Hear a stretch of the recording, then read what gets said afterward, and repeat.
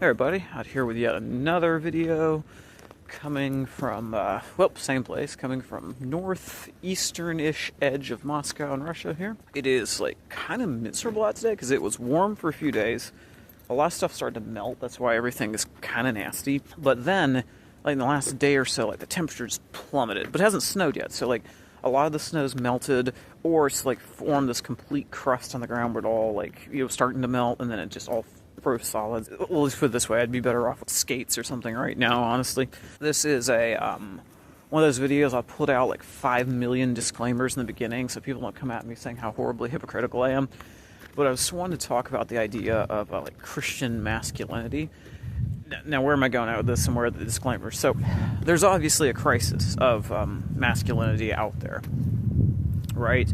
You look at historically for quite a while now, especially in the West, the church membership is very, very dominated by women. In the West, you kind of see there's just a competition to see how fast men can turn themselves into women, abandon all masculinity, all those different things.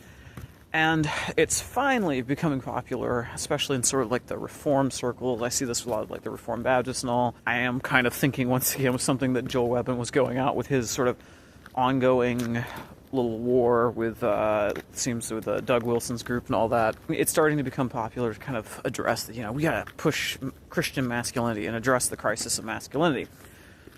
Which I agree with.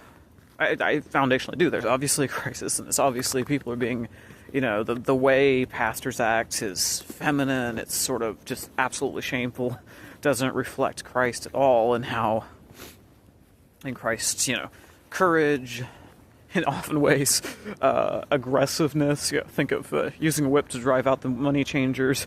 Think of how provocative and outright, more or less rude he could be in the sense of, I'm not saying sinful, but I'm saying, in the sense of he could be abrupt, he could be confrontational, he would call out sin. There was no calls of niceness, I have to just dance around people's feelings. He would be direct when it came to sin, and he is he is the Son of God incarnate. He is the one we should be following. Not be tied by this, this call to be pathetically nice in all things, think that the highest thing in life is to try and protect people's fragile feelings. Absolutely. Coming as a, hypocritical person who gets my feelings hurt sometimes, But still, you get my point.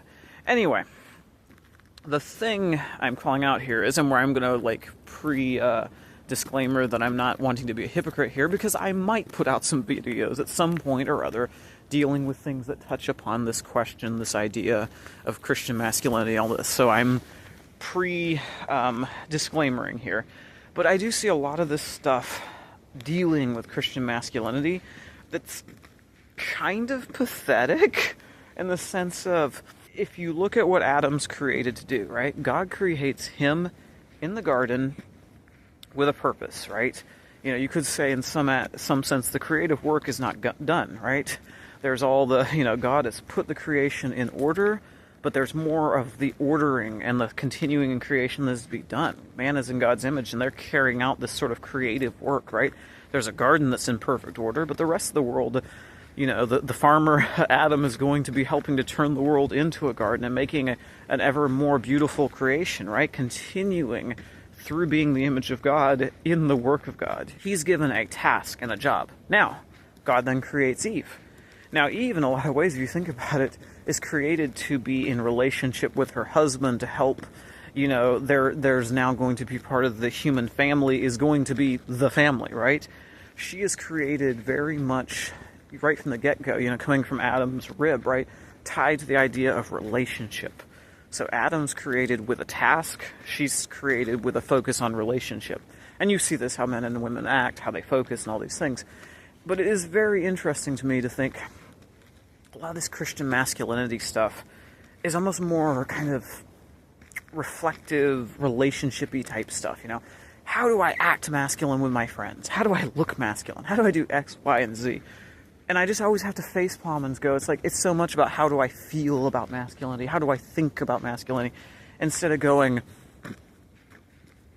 isn't the whole idea, wasn't what Adam was created to do, was to go and complete a task? So if you want men to be masculine, give them a task to do. Inspire them to realize that life is not about themselves and how they feel about themselves. So stop worrying about being masculine in the sense of how you think about being masculine or whether you look masculine. Give the young men something to do. Give them something and go after it. And I am going to bring this back around to Joel Webbon's, because he had some live stream where he was complaining about the horrors of Eastern Orthodoxy, which it all kind of broke down to ad hominem attacks, which I thought was absolutely kind of disgusting, coming from a man who's a pastor, who's called to represent godliness. I would have been outraged if he'd used this kind of ad hominem attacks against a Catholic, or Catholics, who I do not consider part of the true church, who I do consider to be heretics from the faith, but at the same time, once again, disclaimer, I do believe there might be Catholics who will, modern day Catholics who are in the Catholic Church who someday will be in heaven, but I'm still saying the institution I view as heretical. But I would have been insulted if he used this against Catholics. I would have thought it was inappropriate of a man of God to do this, much less than to go after people who historically do not have anything like the extreme level of differences in terms of the substantive differences and in terms of just the historical violence that's gone down between Catholics and Protestants. That has not happened anything like that with Orthodox. He kind of had this whole thing, and it was a lot of more ad hominem-y type attacks. And at one point, he's kind of going off about, it's like, well, there's an Orthodox priest out there who's a bodybuilder, and people just are looking at their beards and all this, as he and his whole panel of people all have beards and like to talk about their masculinity and looking masculine. He's like, yeah, this guy, he just looks masculine, acts masculine. I'm sitting here going, this sounds like the most insecure, petty thing I've ever heard. If you have issues with them and differences, which you do, you're a Reformed Baptist, of course you do. Of course anyone who's Presbyterian, Baptist, Anglican, of course you're going to have differences and things to be addressed. But ad hominems about how, well, they just appear masculine because they've got beards, and some of them are buff and muscular and all this. I'm just like, this sounds like the most feminine thing I've ever heard. To be sitting here complaining about how people look masculine and seem masculine and all this stuff here, and they should look at us and think that we're masculine. I'm sitting here kind of going, have you ever considered something that you don't want to point out here, which is outright the question of, isn't masculinity doing something, taking on things that are difficult, sacrificing for Christ, taking up your cross and following Christ? Okay. I would hope you would say yes to this. He probably would. I'm a little bit ticked at him because I just thought it was very unbecoming a pastor, so that's why I'm not being as polite as I would be normally to most people. But at the same time, it's doing those things. And I hope he would agree with that. So then my question is, don't you see that part of what looks masculine isn't the robes and the beards, but the fact that it is a church that says, oh, you want to come to it? All right, you got to go through a long catechumen process. You need to be doing your daily prayers, things like that. You need to be meeting with the priest. He needs to be seeing that you're sacrificing, doing something. When you come into the church, you're expected to sacrifice, right? You're expected to fast. And guess what? Fasting's not easy. It's one of those things that, you can laugh at all you want, but go try it. It's not going to be easy.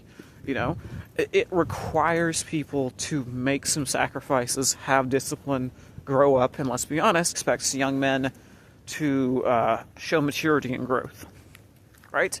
The things that are abandoned so much in the West as we try to keep men, children, keep them from growing up. We'll tell the young women to grow into men, but we want the young men to stay children, right? This is everywhere in Orthodoxy.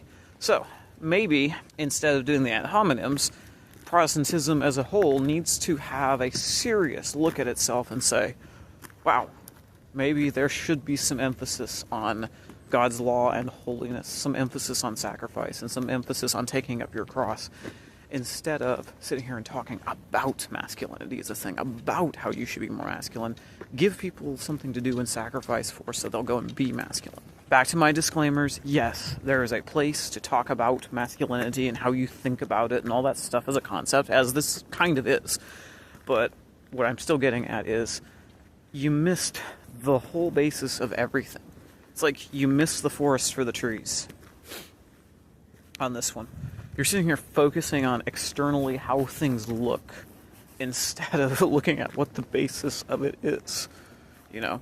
go inspire people to make the sacrifices and to actually live out their faith and do it, you know. And don't get me wrong, there are plenty of godly ministers. The last year or two before moving to Russia, I was at a Reformed Baptist church, and, you know, the minister there was, you know, absolutely wonderful example of godly masculinity. You know, it was super sincere, followed it, cared about it, put himself out there, suffered for what he believed in a lot of ways, right? Made sacrifices. I can't for a minute say he didn't fit it. So I'm saying there's plenty of people that fit it. But when you go out and say things like this, oh my goodness, it's just, no, you've missed the entire purpose. And then my last disclaimer of saying, yes, I'm annoyed. I was annoyed by that, so hence partly my tone. But I'm also aware that there's a good chance he would probably also agree with these statements if presented with them.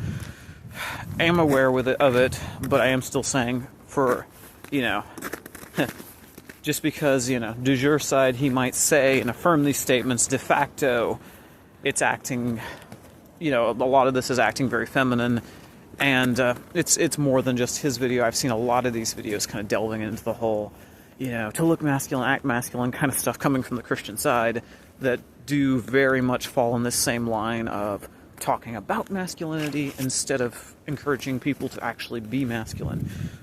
Missing the whole core of masculinity while trying to say to dress up masculine, right? It's like dressing up like a soldier and then claiming you can be a war hero.